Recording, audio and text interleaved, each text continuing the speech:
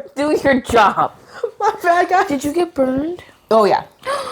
What happened? I was making a food, and it was a frozen food into a hot oiled pan that I had already made other food in.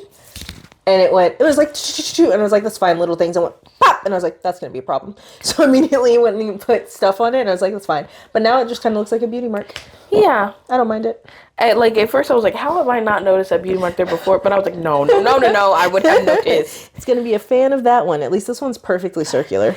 And this one is a little ghosty. I mean, as far as burns go, if you had to pick, it's a pretty good one. Yeah, I don't mind it. Okay, do your job. Okay.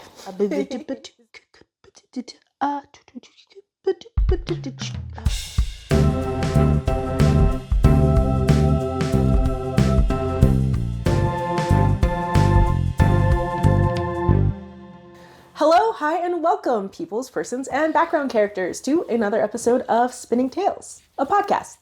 Maybe. A place where we acknowledge that we are all an amalgamation of stories still being told and do our very best to draw out the storyteller in all of us. I am Jess, the Popper, and I am joined by my friend, the Princess, Brittany. That makes me feel really good. Oh. Yeah. What else would I call you when you look this gorgeous? I mean, I look this gorgeous every day, and you call me lots of things. That's true, but sometimes you look gorgeous on the outside, you look gorgeous on the inside, but that mouth of yours.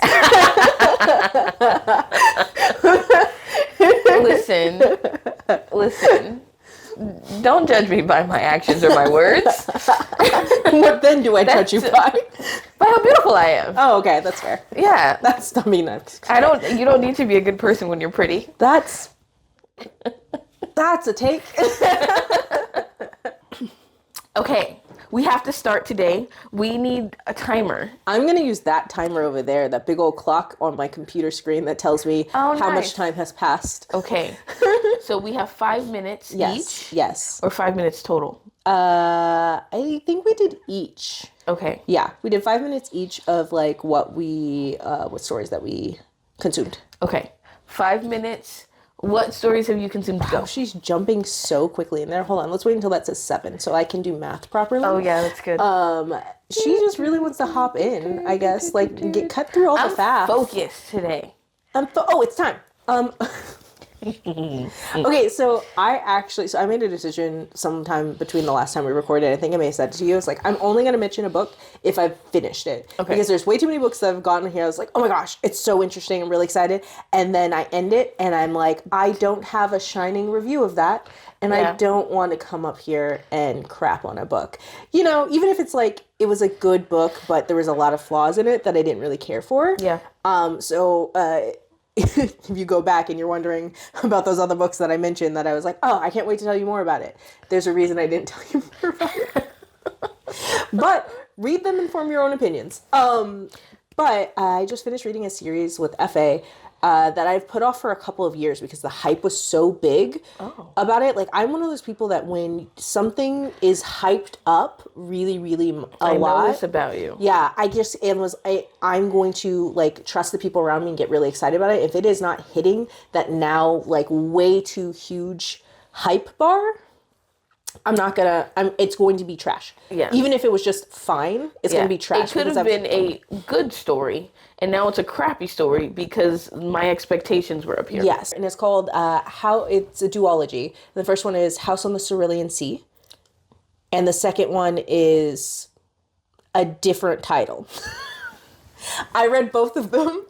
I've just been calling it the Cerulean Sea duology, and it is so good. It is everything that people said that it was, which I knew I was going to like it because one of my biggest loves in literature or media of any kind is found family.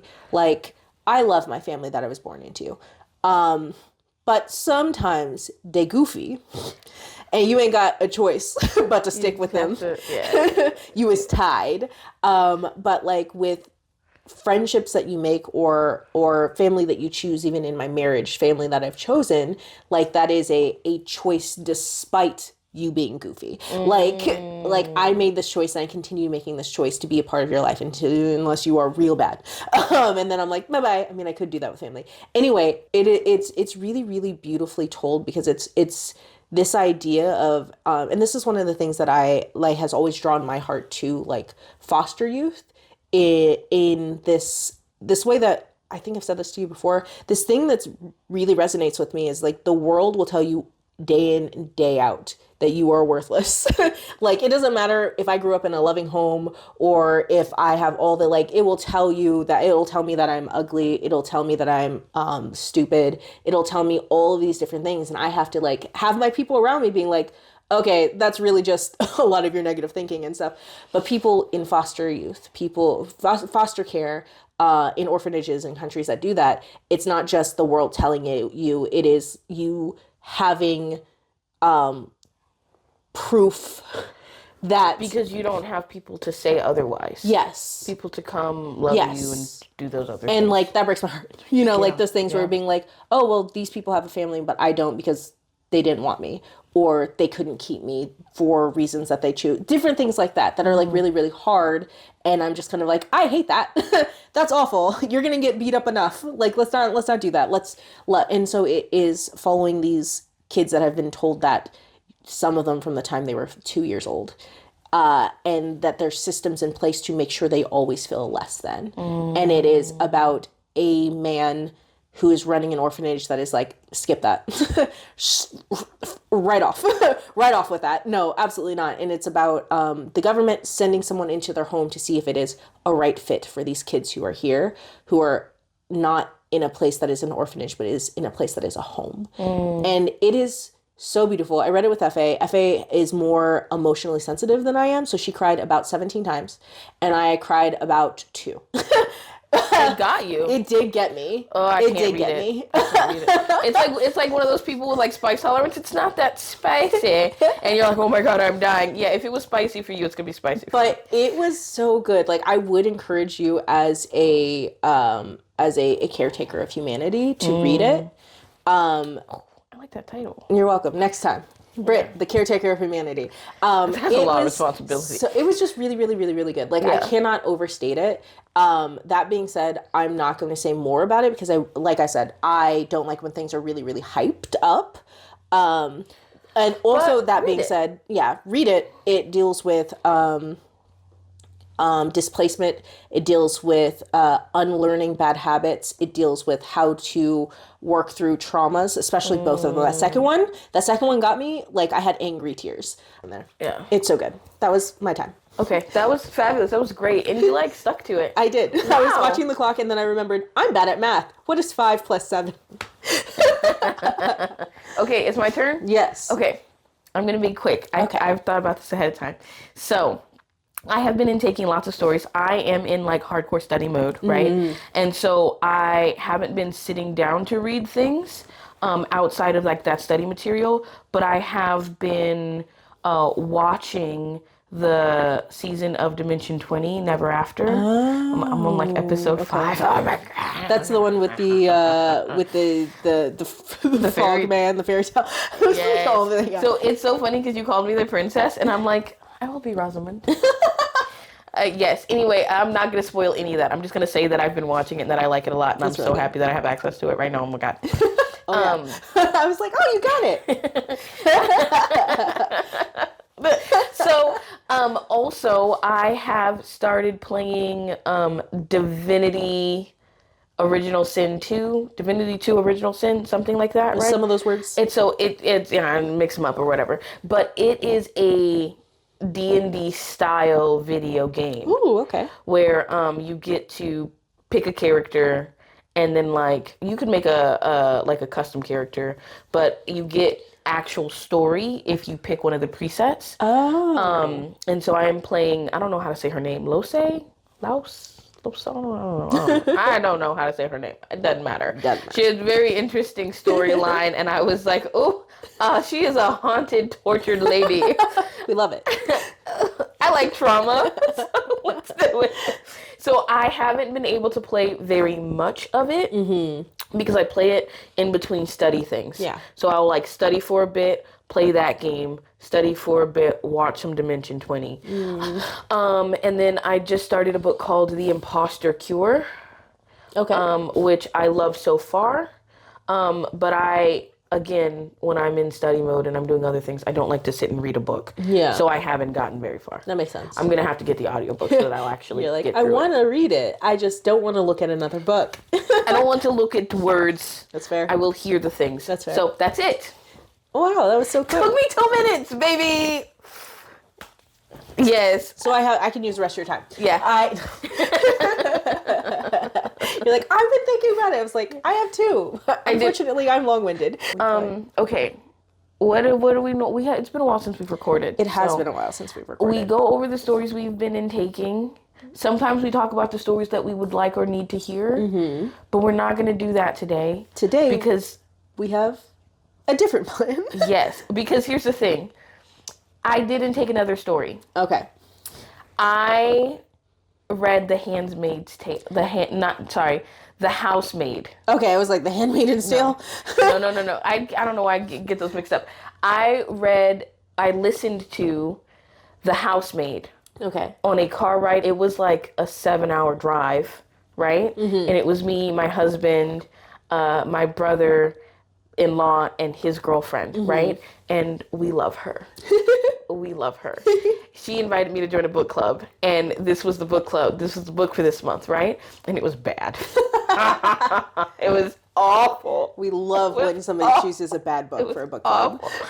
It was so bad. I didn't get to go to the book club meeting because I was sick, and so we didn't get to talk about it with the group. But us and our guys listened to the book there, half of it on the way to our camping trip, and then the last half on the way back, right? 14 hours of a bad book. Yes, but it was great because we were all together, and then just calling out, wait, that wasn't the same thing that she said before. Wait, why is she making that decision? That character description is not thorough enough. And we were just back and forth, and it was a lot of fun. It was a lot of fun because we're a car full of readers. Yeah. It sounds like a good time. So it was a good premise. Mm-hmm. I think there was a lot of interesting before you things. keep going, I just need to know, did you listen to it on regular speed? Yes. Ugh, continue. You listen to everything on ×2 speed. It's fine. Continue. I don't listen to music on ×2 speed. Yeah, you listen, but there's got to be something there. Like anyway, we won't. We're not doing that today. We're not doing that today. We ain't got time. But I want to know why. What happens in there? Anyway. If there's too much space between words, my brain will do something else. See, and you told I can't diagnose you. But I think it would be helpful. I think. She said the space between words. Like you can't. Not a 5-minute gap. No, she said the milliseconds. They talk so slow. It gives me, my brain will like... Too much time. My brain autofills, like, sometimes, I'm going to let us get back, but like sometimes you'll be talking and you'll be saying something and I'll like say a word that I think you're going to say at the end of that because my brain is autofilling. Right. So if they're talking this slow when they're telling me about how they open the door, okay, you're doing a lot. That's how slow they talk. So here's the thing. I will do the same thing. Like I'll like autofill stuff or whatever. But when it's books, I'm like, oh, this is the emotion of it. And I'm like, my brain is taking the time to fill in the world if it's an interesting story, right? I will say, when I've been studying, putting it on ×2 speed, excellent. Because that done at normal speed, I'm like, my brain wants to focus on anything else. Yeah. And so I do it at ×2 speed and it becomes a game I gotta keep up. What was I saying? Okay, but this car ride. Yes. It was great. So great premise, right? Poorly done. I understand why people like it, right? If you can like turn off the like, hey, I'm going to be critical of the writing style and some of the consistency among like through the book, then you can be like, well, this is interesting and I want to know what happens next. It's kind of a thriller, right? So no shade to the people who like it. Like you're allowed to like it, right? But it was poorly written and you can enjoy things that are poorly written. I, as a person, just like to rant about books, things that I don't like, things that I do like. I like reading a book and getting mad because then I have like a reaction out of it, right? So this isn't, I understand writing books are hard. Writing books is hard because I have a hard time writing the things we write. But this, I think, episode is me getting what I wish I had gotten from the book. So it doesn't have to be in exactly the same voice. It doesn't have to sound exactly the same. We're not going to fix the whole book. We're just going to give little bits of things that I wish had been there through the story to make it more satisfying. So more character development, more foreshadowing. And I think it's just an interesting exercise to like write in some of the things I wish had been there. Sure. Like I do all the time. Yeah. You can intake and like, I'm going to turn my brain off and just enjoy a story. But there were things about it that I feel like, man, this would have made it so much better. It would have made it a better reading experience, right? So today, I would like to take some time to fix those things. Ooh, fanfix it corner. Yes, so fanfix it, that's good! Wow, did you come up with that on your own? Is that a thing that people say? Okay, the tone of the first thing was like, oh, did baby make first words? Rude. No, I was genuinely excited. I like that. Because I was calling it not a fanfic. Yeah. Okay, here's the thing. Because I'm not a fan, but I'm making a fic. Got it. Yeah, I'm sure I'm not the only person who's ever said fanfix it. But that is the point of fanfiction. The point of fanfiction is to be like, you did this bad. Yeah. Or this is where it should have gone. Yeah. Let me fix it for you. Yeah. In a new fiction. Yeah. Okay, so I'm going to say this right here, right now. If you are planning to read The Housemaid, and you don't like spoilers, don't watch this episode. Don't. Go back and watch one of our other ones. Go watch a different one. Because there's going to be spoilers here. I just want to let you know. Even for me. I'm saying that off the bat. I've never even heard of this book. Yes. It's about to be made into a movie. Oh. And we can get into my first complaint, right? There's our main character who is a beautiful, blonde, skinny woman, right? And she meets a woman. She's interviewing to be this woman's housemaid. Okay. Right? And that woman is also blonde. And they describe her at the beginning of the book as like thick. Right? Okay. And like as like letting herself go, basically. Boo. And like then they start describing her like she's so fat. And they say she's size 14. That's annoying. It's like really average size. And then she talks about her double chin. Okay. Right? And then later in the book, she talks about her getting mad and shaking her head and her double chin's wobbling. And I'm like, at size 14, I don't think that happens. I don't think it that in fact happens. doesn't. So, they're making a movie out of this. Oh no, and the cast, both ladies are so skinny. Both ladies are so skinny. I don't know what they're supposed to. I don't know if they're gonna. I just think they're just gonna drop the "this is a fat woman" part. You know, it's supposed to make her more unappealing. Okay. Yeah. That is my first complaint that I wanted to jump into because it still makes me mad. I realize I don't have a structure to this. Okay. I don't know where to start. If I should start with like a summary. Okay. And then we go back and fix the things that I want. I think what you need to do, the best course of action is to give a blanket summary of like a little more detailed than the back cover of like what the story's about, where it goes, and then the part that annoyed you. Okay. Like the big thing that you want to change. Okay. And some things because there are some things that I think like adding in throughout the book would have been good. So maybe writing a couple of those scenes, maybe we'll do that. Okay. Okay. So in this story, you meet Milli. Milli. Oh, we know some Millis. We do know some Millis. The Millis we know are better than this Milli. Okay. This Milli is fresh out of prison. Okay, that was a lot. Yes, I'm looking forward to doing the and then it's saying, because I've been watching the clock, 50 minutes cut. 50? No! Oh my god, I got really into it, I guess. It was just perfectly fine. Okay, so here is a quicker summary of the book, right? Our main character, Milli, is fresh out of prison for the last decade. Okay. And we don't know why. Okay. She really needs a job, and it's told to us over and over again that she really needs a job. So she gets hired by Nina, who is married to Andrew, to be their live-in housemaid. Okay. And it turns out that Nina is absolutely crazy and a terrible person to work with. And there's a big mystery behind why is Nina so bad? Yeah. Right? Andrew is the saving grace, the shining light in Milli's entire days working there, right?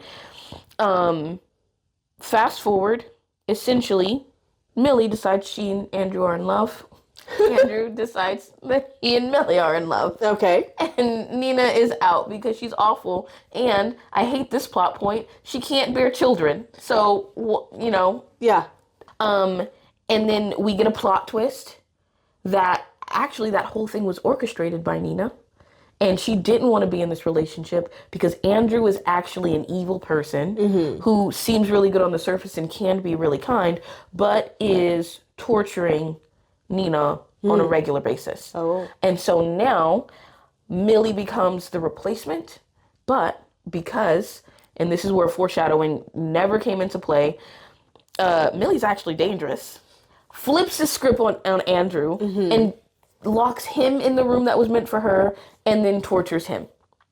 And so our like femme fatale type character comes into play. Yeah. It's just never shown beforehand that she was a femme fatale. Yeah, okay. Okay, so my major problems with this story, right, are the descriptions of the characters.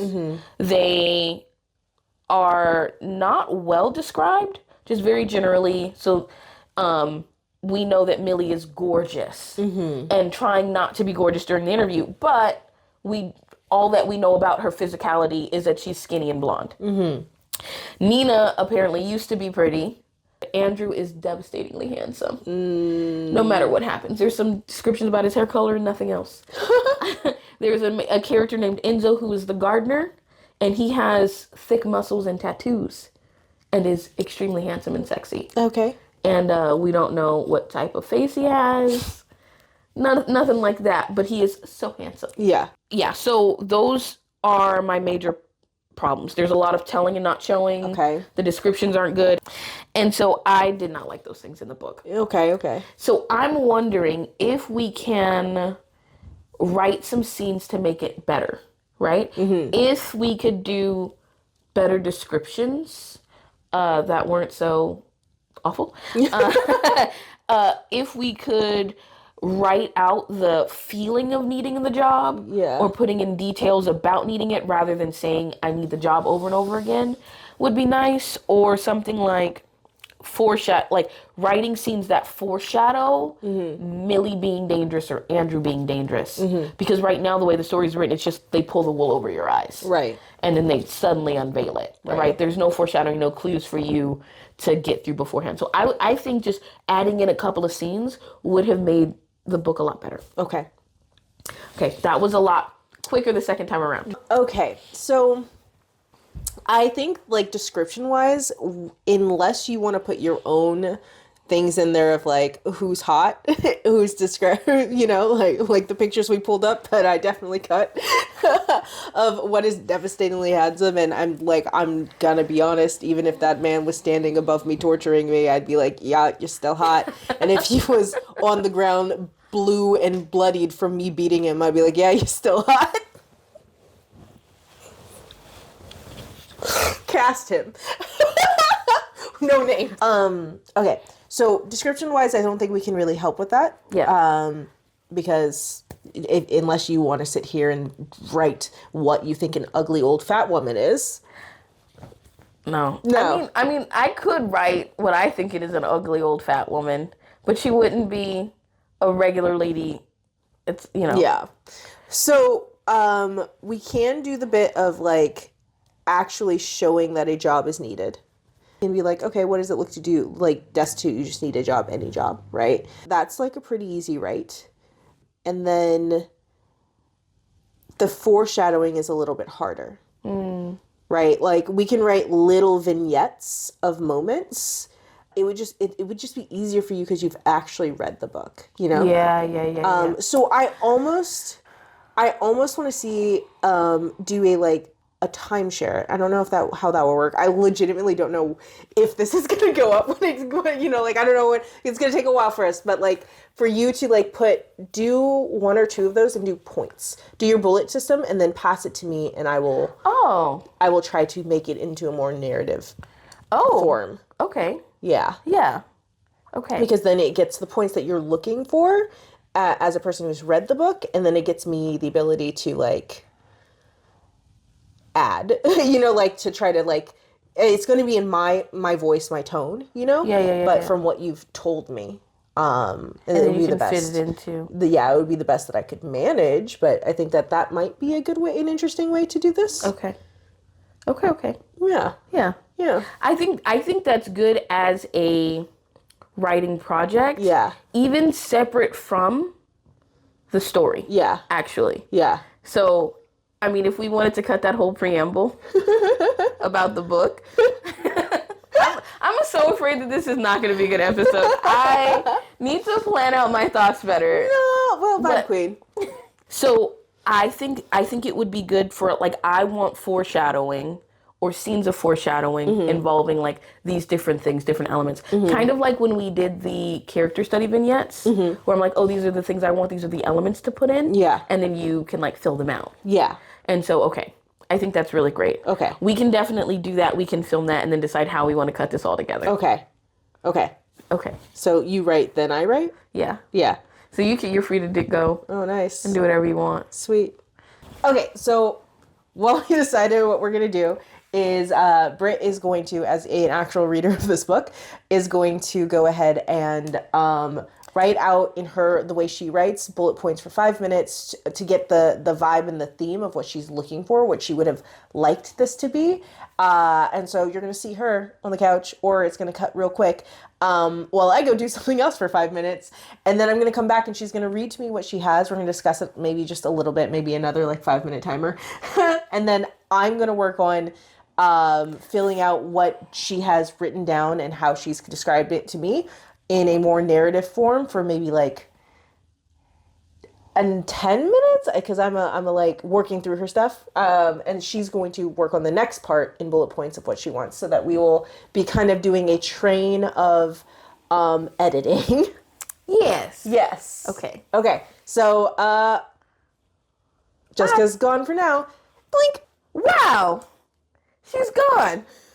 I guess I'll get to work.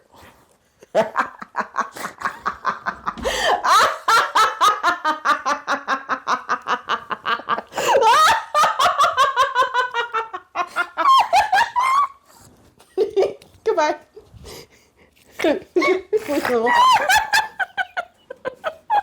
Goodbye.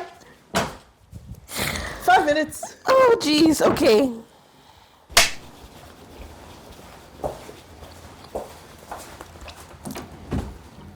Go away. I set a 5-minute timer on my... Go away. Okay. All right. So what did we do while I was gone taking a small 5-minute nap? I like naps, but they need to be longer than 5 minutes. Okay. So I have picked the first foreshadowing scene. So I want foreshadowing for Andrew being dangerous. Okay.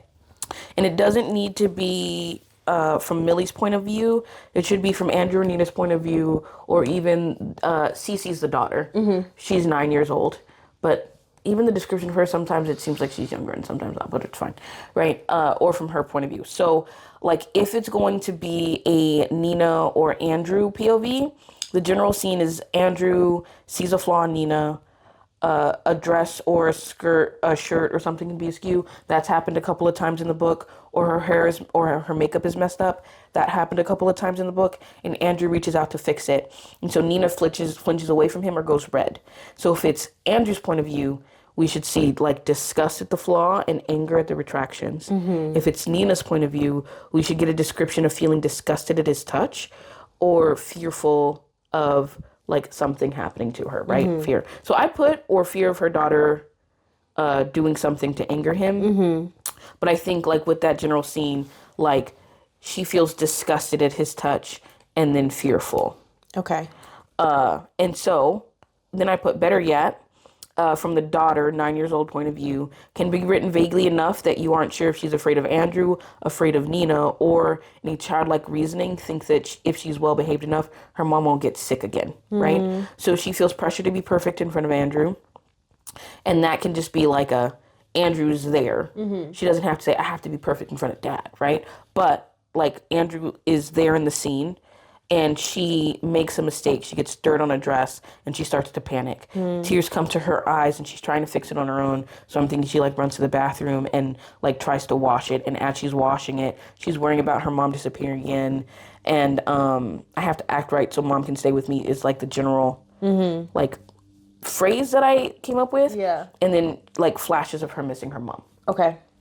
So like, yeah, if I was going to write it and like flesh it out, I would just start writing the like panicking, scrubbing the thing, and then being like with the thoughts of I have to get this out, I have to get this out, and then like I need to make sure that like this has to be perfect, or mom's gonna go away, and then like probably a memory of mom being gone and her missing her. Like in the book, we don't see anything bad happen to. Like kids internalize stuff. Right. She sees her mom come and is out of it. Right. Yeah. Her mom is being drugged essentially. Right. Yeah. Like that first time around, and then she like notices her mom being gone and like not being happy about it. Right. There's not explanations for her. Right. So there's big mysteries there. Yeah. So I like that one the best. So I started fleshing that one out more. Yeah. But you don't like writing children. Yeah. It's not that I don't like writing children. I just got more ideas for the Nina point of view. I was going to say I think Nina is probably where I'm going to sink my ship on. That sounds ridiculous. So we're going to have some time on this one, so that we can do that. Okay, and as a reminder, this is not going to look like the book you read at all, because it's going to be mine. No, it's fine. Sweet. All right, I'm going to start a 10-minute timer. Okay. I'm going to do my best to hop into it. Okay. I'm going to turn this way. For sure. Do you want your setup? Oh, no. I want to be uncomfortable. Okay, just like this book made you. And go. Okay. Okay, I really want to move stuff around because I don't like how it settled, but this is what we're going to do. Let me turn that camera on. Okay, so I'm not going to move this around, even though there's some stuff that I was like, oh, I really like this to fit up here. It'll just take too long to like get it to flow properly. So we are going to go ahead and give this a try, kids. So I'm going to read it. Okay, so I went through Nina's point of view. I don't think I got to all of the exact feelings because I was going for a more subtle. Yeah, it's okay. Yeah. So here we go. So I stand in the closet looking myself over for any flaws. The cream-colored dress is printed with wildflowers and vines, all the soft shade of periwinkle blue that complements the soft blue of my eyes, a color that I share with Cece. Though when I look in my daughter's eyes, the color seems soft and cozy, like a fuzzy blanket by a warm fire. Looking to my own gaze now, I can only think that they resemble the sea after a particularly violent storm, flat, worn out, and floating with debris right under the surface. But that's something a little mascara and colored liner can fix up really quickly. I run a white eye pencil along the waterline of my lower lid, and then smoke out the lash line with a dark brown, doing the same for my upper lid. There. Nearly perfect. I step back, setting my war paint down, and look at the rest of myself. The dress cinches under my breasts, heavier than they've ever been, but still somehow too small for my new proportions. The dress flows out from beneath the belt that cinches it, swelling over my stomach and hips in a less than flattering manner, and stopping just under my knees. It hides the way my thighs press together, creating a hot, ripping friction that reminds me of my new size with every step I take, but showing off my swollen calves and ankles. I twist this way and that, taking a few running steps at the mirror to see if my knees stay hidden. I know that today I will not be able to move too quickly, or the Band-Aid will show on my left knee. I wish I could go without it, but the bruising is so fresh. I found a Band-Aid that is as close to my skin tone as possible and dabbed it with foundation to blend it, but it would be safer just to walk today. Hopefully I don't have to chase Cece anywhere. Last to do is the hair. Andrew hates when it's down, so I need to fix that. My hair brush is in the other room, so I step out of the closet to grab it, but he's already there, standing in the doorway.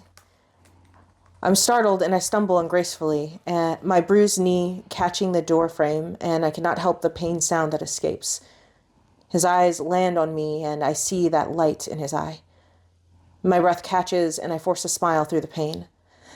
Honey, I say, I thought you were helping Milli downstairs. Guests are showing up. I came to fetch you. It's not right for the host not to be there to welcome them. He moves deeper into the room toward me, hand outstretched to touch me even before he is near. Are you ready? He asks, as his hand toys with the end of my hair. A shudder runs through me and as I let him, holding his too warm gaze. I know we don't have the time for what he wants to do, so I smile and slip away. Just need to do the finishing touches on my hair and I will be right down. I laugh as I move past him and grab my hairbrush and then blow a kiss as I go back into the closet to my mirror. I'll be down soon. I won't leave you waiting. I leave the door open behind me. I let him watch for as long as he pleases. Eventually, I rush through the last of my preparation and walk down with him, his hand firm and guiding against my back. I liked that. See, okay, that was so good. That was so good. Because it could be sexual. It could be sexual. It's not sexual. It could be sexual. It could be. There's the bruise on the knee. Where's that coming from? And then, like, see, that's what I'm talking about. Those, like, subtle hints. And then you're like, oh. And it's because he never, like, hit her. Yeah. And she ended up with bad things happening to her. And so then you wonder, what is that bruise for? What is that? A bruise from what? Yeah. Not chasing Cece. What? Yeah. And now you're asking questions, and that lays the foundation. So then when you get to the end and there's like, oh no, and then he was abusing her, you're like, oh, I see it. Right. Yeah. And it was even that small thing where like her knee catches on the door and his like eyes light up because he likes the pain that she's inflicted on herself. And even her being like, I know we don't have time for what he would like to do. Could be sexual, but it is also, let's not get myself caught right now in something that I don't, like, I don't want him to say, run into it again. Right. Like, or something like that, you know? Right. Okay, yes, good job, high five. It took me so long to get it. No, but that was so good. And it was just kind of like, you're looking at her, she's looking at herself. There's more descriptions about, like, body her being tired, her not liking her body. Yeah. That was a really good, like, honestly, I thought that was a little tacky. Oh no. But I was like, okay, if we're gonna be in your point of view and this is the thing, it's like because she knows the weight that she's gained. And I mean that's a thing lots of women deal with. Yeah. A lot of us are heavier sizes than we would like to be. We don't need to be reminded of it because we feel it every day. Yeah. Right? And so I really liked the description of her, how she felt in her body. When you were like describing their eyes, I was like, oof, because this gives an insight. Again, it's the character development. How does this person feel about themselves? Yeah. What is it like in their internal experience, their internal world? Yeah. Right? And this gives us more. Yeah. I appreciated that. Thank you very much. It took me so long. I was like, how do I do this? How do I do this? How do I do this? Okay, thank you for that. You're welcome. And you're like, another one. Okay, we should maybe do one more. Okay. Right? Yeah. I have a couple of other options for you. Okay. One I have a lot more detail in than the other. So, one of my problems is that the second plot twist of the book is that Milli is dangerous and has a tendency for violence, right? But that's never hinted at before we get to the big reveal. So, I would love to see, like, because, like, the big things are she's okay with violence, she's okay with self-defense, and she's okay with defending others, right? So this first one I have, it says Milli wants self-defense. But I feel like this scene placed earlier on would have been able to foreshadow, oh, Milli is someone who can take care of herself or can defend others, or there's a reason to, like, know that she has a dog in the fight. Yeah.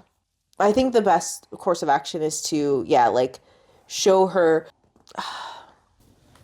I would almost want to say that the book would be better served because we don't really are there flashbacks to the bar, or do you just get, like, a tell or anything? No, there's not flashbacks to the bar. There's just statements of that dude at the bar. Yeah. I think the book would be better served if she was taking Cece to school or picking up Cece from school and saw her being bullied or something like that, because then it would be in the realm of and being like... Okay, honestly, that's really good because you do find out later in the book from Nina's perspective that Cece apparently gets made fun of at school sometimes. Okay, cool. But now writing... after writing that first one, it was long, and I was just like, I'm tired now. Do you want to leave it at 1? No. That would make it a shorter episode. It would, but we did just talk about this. We did, but, what's the point of follow through? That's fair. What if I, like, turn off all the cameras and we, like, do other stuff and, like, then I write it and they'll come back. It's like, oh, okay, so this was the thing that I wrote while we did something else. Yeah. That way it gives your brain a break. Yeah. Because I had to, like, dive into a story that I've never been a part of and being like, okay, how would I do this? What would I do? What is the tone? How do I... And so I'm like, oh, that was a lot. Now, child. But okay. Okay, so, all right, I'm going to give myself some time to write this, and we'll be right back. And I guess you can leave for this time, because... I can. Well, this is the last one. Now I get a break, except it's not 5 minutes. It's going to be longer. Yes. Okay.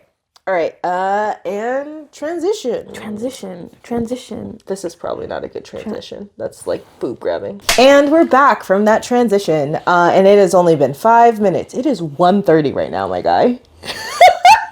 We were doing a bunch of other stuff, and we're like, okay, this is nice. When you have a long day, this is a nice thing to do. Yeah. Okay. Yeah. So, I took this. It's definitely fuller than the other one and longer because I had more time as I was doing it between stuff. Don't read ahead. I'm not reading. You read the last line, and the last line is so important. I didn't read the last line. That's not what I read. Okay. So, I read a different line. I'm going to go with the vibe. It doesn't follow exactly what I said, but I think it still gets, like, more or less, hopefully. I don't know. Okay, so I named this one Mama Bear Milli because you were naming them all. But I don't even really think it's Mama Bearish. But here we go. Standing outside of Cece's fancy private elementary school, I am reminded of my own childhood filled with the same kinds of schools until I was eventually enrolled in a boarding school. My head lists to one side as my eyes drag along the whitewashed walls of the building and the pristine walkways leading up to the heavy wooden door that adorned the front of the building. I'm sure the concrete was power washed within an inch of its existence, and the door was buffed and lacquered semi-annually. I feel my face start to curl up in distaste and shake my head to keep it from finding a home there. People with money are all the same, so caught up in presentation and appearance. But I suppose I shouldn't forget that without that bias, it would have been even more difficult for me to find a job. Nina may be crazy, but her big money bought her a big home that needs taking care of. I would be a hypocrite if I didn't acknowledge that I was benefiting from this. I can acknowledge it even if I hate it. Suddenly, there were high-pitched voices of children raising around me, and I shook myself to find that school had been released while I was lost in thought. I stand straighter, looking for the young girl I was supposed to be collecting. She hadn't walked past me already, right? But no, there, coming down the steps of the school building was a pale little girl in a white dress. Impossible to miss amongst the vast and endless rainbow of colors and fabrics the other children were wearing. I take a step forward, raising my hand in the air, about to call out to her so she can see me. But then, just as she's on the last step, the little girl is yanked by another small hand to the side and tumbles to the ground.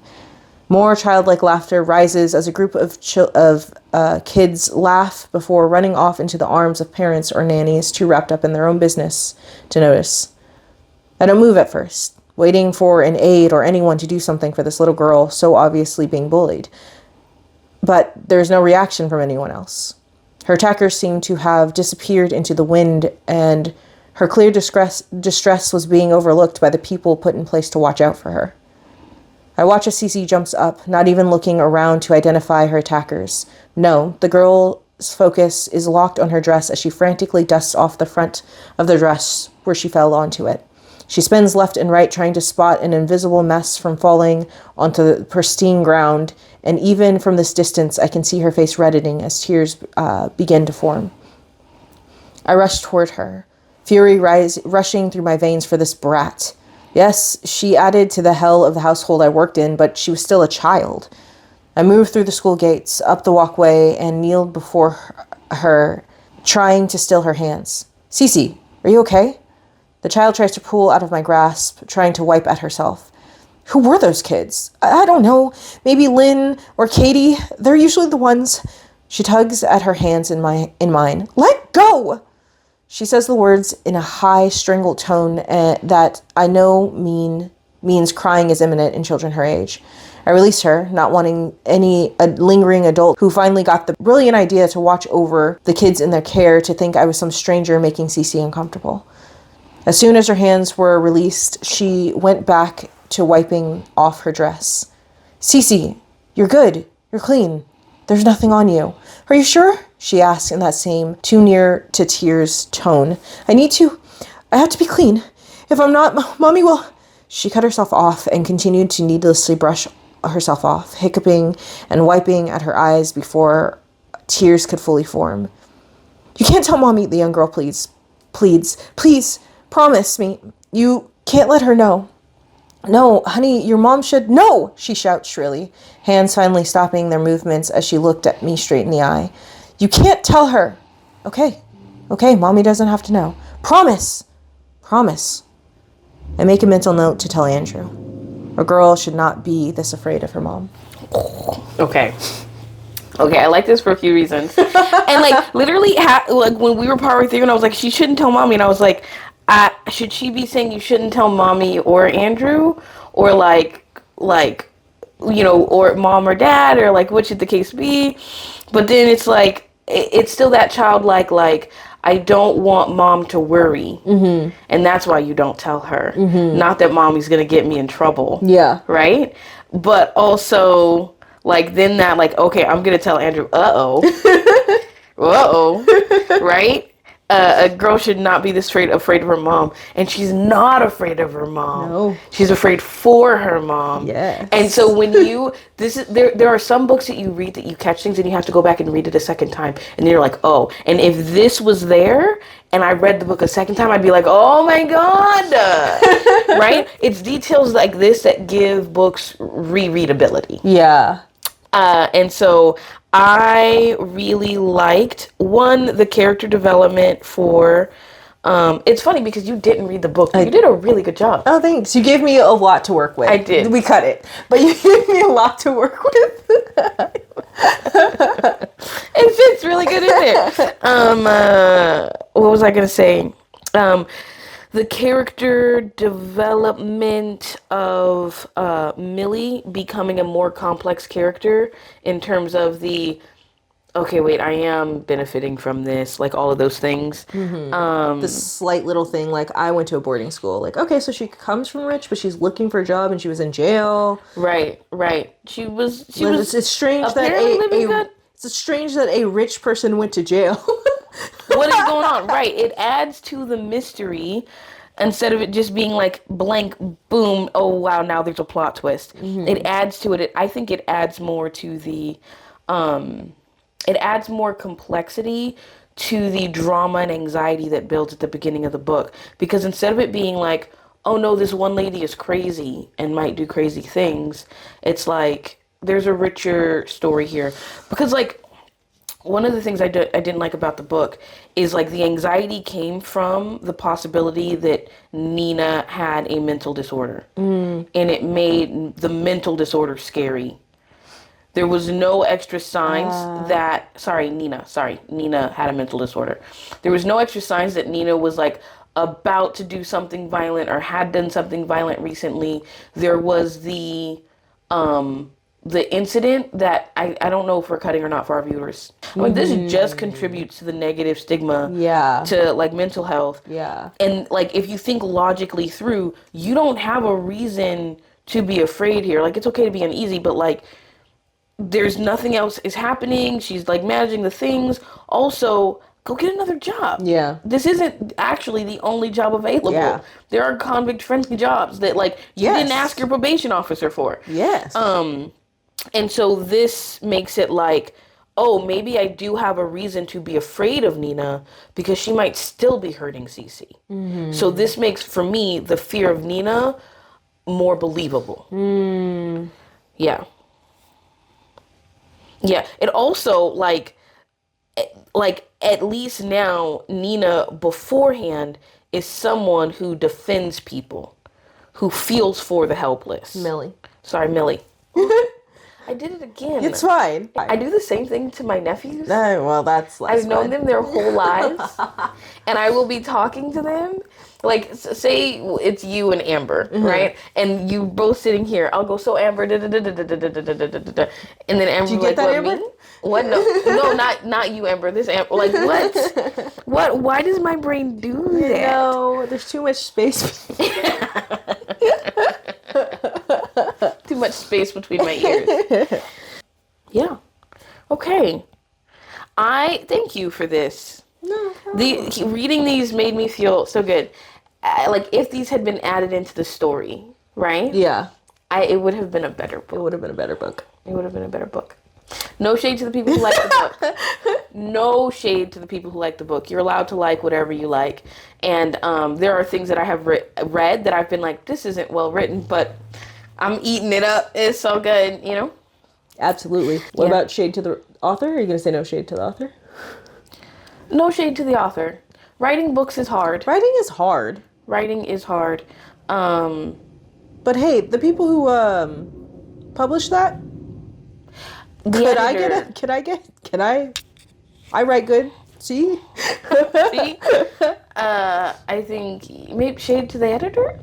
But they can't really change the direction that they're... Yes, they can. Oh, they okay. shouldn't, though. Well, sometimes. You know, like, that's one of the things that, like, that I do worry about when you're like, oh, I would like to publish this. And they're like, yeah, you just need to change X, Y. Make it a little bit more sexy. Make it this. Or this should go here. And I was like, no. Do you want 500 more pages in this book? Because that's what you're asking for. If you want me to get to that place, there's a lot more work that's got to happen on the page.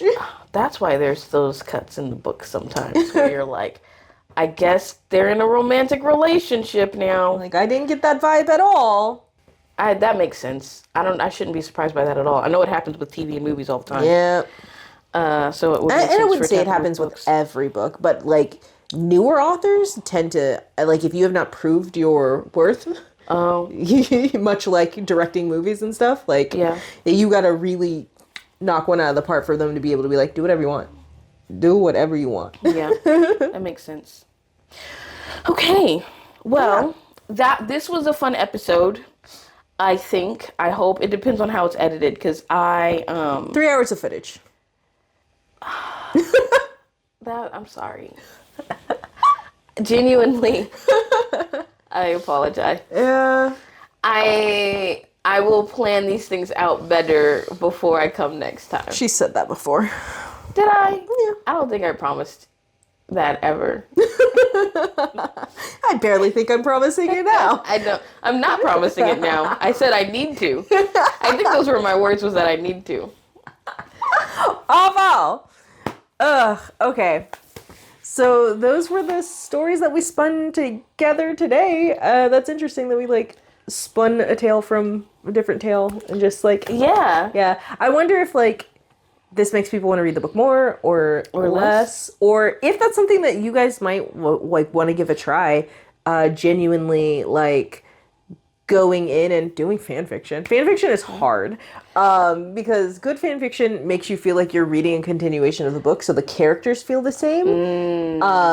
And so that's good fan fiction where like I believe these characters would do these things. Yeah. Bad fan fiction is probably what I wrote, which like these characters don't look like the characters in the book. So here's the thing. But it's I don't just know good if fiction. it counts as fan fiction because you're not a fan. You've never read it. There are some fan fiction writers out there that have never read Harry Potter, but only write Harry Potter fan fiction because they go off the vibes in the movies. No, they go off the vibes in other fan fictions that they read. Okay, that sounds fun. It is. You're like, what is this characterization we're doing? I'm here for it because the story is great, but that's not what that person would do. Okay, that sounds really interesting. Yeah. I think the thing about the way that this book is written is that you don't know what the characters would do. Yeah. So ours could fit right in. Fair. To be honest. There we go. So I don't know, but that's a good question. I don't know if people are going to want to read it more or less. We recorded the summary of the book a second time to put less spoilers in it. Mm-hmm. That's one of the reasons the recording is so long. The recording time is so they long. Definitely saw the cut for time. Yeah. So maybe, I mean, I always tell people you should read the book before you form an opinion on it. Mm-hmm. So just because I didn't like it doesn't mean that you won't like it. Yeah. And you should decide for yourself. That's true. Or, yeah. There's Spark Notes. There's Spark Notes. If you're a college student trying to get by, don't do that. Don't do that. Okay. College students don't use Spark Notes anymore. They use AI. Just kidding. You don't, and don't do it. Yeah. We believe in you. We believe in you. Okay. Well, this is over. This is over. This is done. Okay. Thank you so much. We'll see you again next time with something else. Probably. Bye.